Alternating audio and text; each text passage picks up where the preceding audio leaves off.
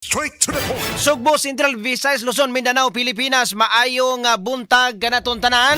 Kumusta ka mong tanan og welcome sa tuang pagpanag-uban atong pagkulo kabildo karong buntaga. Straight to the point. Una sa tanang pasalamatan tang atong buhay nga Dios sa paghatag niya kanatog lain na sab nga adlaw, lain na sab gigayon sa tong pagpadayon, sa tong pagpanikay-sikay o sa tong pagpakigbisok. Straight to the point. Adlaw kita karon mga sukintig paminaw nga Lunes, pizza 20 na sa bulan sa Hulyo tuig 2026. Straight to the point. Kumusta to mga sukintig paminaw, to mga pinanggan tig paminaw nga naminaw karon mga orasa. Silang tatagsa ka mga radyo, nagtanaw sa nga Facebook Live, sa tuang nga YouTube channel o sa DYHP application. Straight to the point. Sa ngalan ni Attorney Rufil Fernandez Banyo, kamoy regular anchor karong buntaga, ako nyo kasamtangan nga makauban radyoman Benje Tanghian, ang makauban ninyo makasama temporaryo nga makauban kaninyo karong buntaga. Straight to the point. Ato ang makisuna mga pinanggan tig paminaw ha. Ato ang mga naminaw sa garon na kumusta mo tanan ning adlaw nga Lunes. Kanya kita na say mag kuyog-kuyog, baga dungog-dungog garon. Kaya sa inyong tahatag sa ka mga panimalay. Straight to the point. Okay, arita sa tuang mga hisgutan karon ato ang kulo kabilduhan mga sukin tig paminaw. Tungod kay matod pa ikalimang State of the Nation address konsuna ni Presidente Bongbong Marcos Jr. karong umaabot Hulyo 27, padayon ang gihimo nga preparasyon.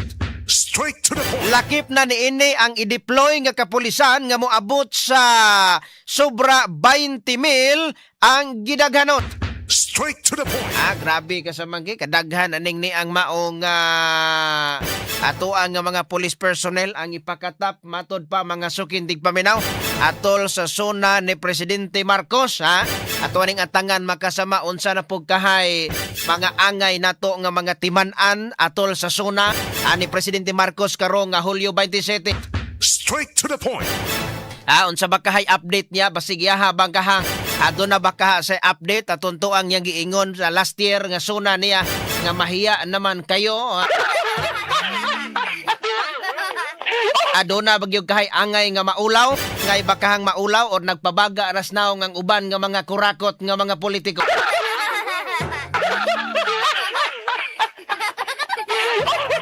Samtang nga sa laing bahit, big time oil price hike gipaabot ngay patuman karong si manahuna.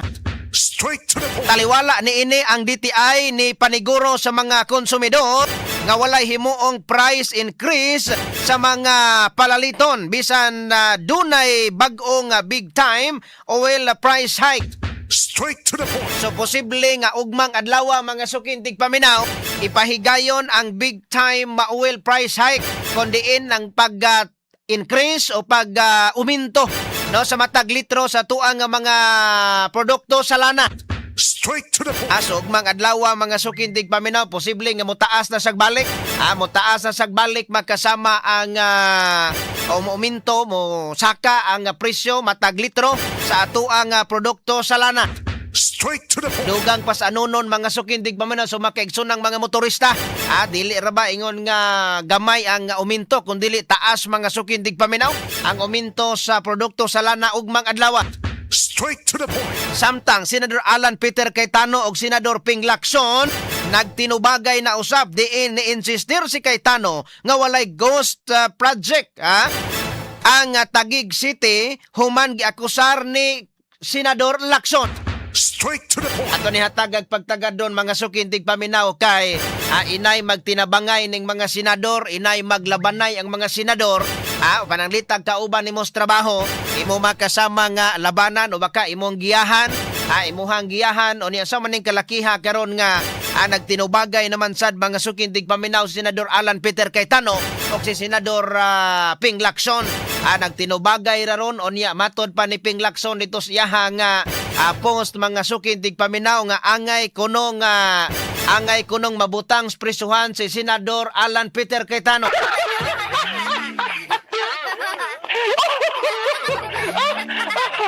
Murag duna na kasayuran si Senador Ping Lacson. Murag duna na say kasayuran mga sukintig paminaw nga adto gyud tingali padong si Alan Peter Cayetano dito sa prisuhan.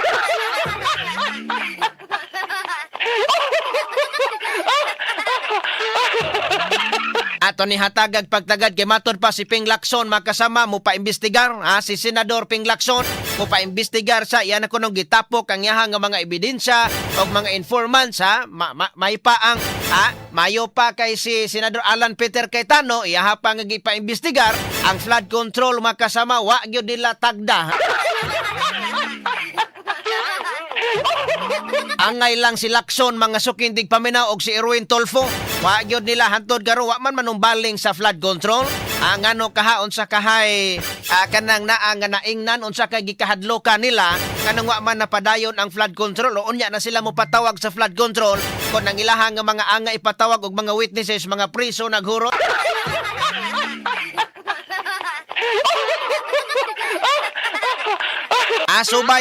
Subay ni ini si Senador Lacson og ang igsuon ni ini nga lalaki nga maoy General Manager sa PTB4 nga si Lino Cayetano gikatakda nga imbitahon sa pagpadayon sa investigasyon sa Senate Blue Ribbon Committee kabahin sa flood control scandal.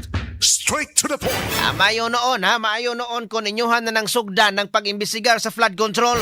Apan ng ang duha ka Cayetano mo ipatawag dito sa flood control.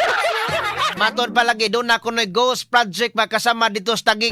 Apan kani gihimakak ni Senador Alan Peter Cayetano nga daghan namang ahensya sa gobyerno nag-imbestigar dito way nakita nga doon ay flood control ghost project dito sa Taguig pero mo resume ang kanang naang Senate Blue Ribbon Committee sa ilahang hearing kabais flood control resume sila pero ang ipatawag ang dili ang katon 18 ka mga ex-marines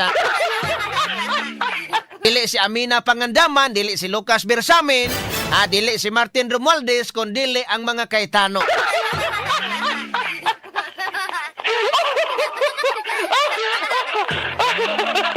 Samtang NBI Director Melvin Matiba giingon nga maoy makahatag og katin-awan kalabot sa death threat ni Vice President Sara Duterte batok ang Presidente Bongbong Marcos Jr.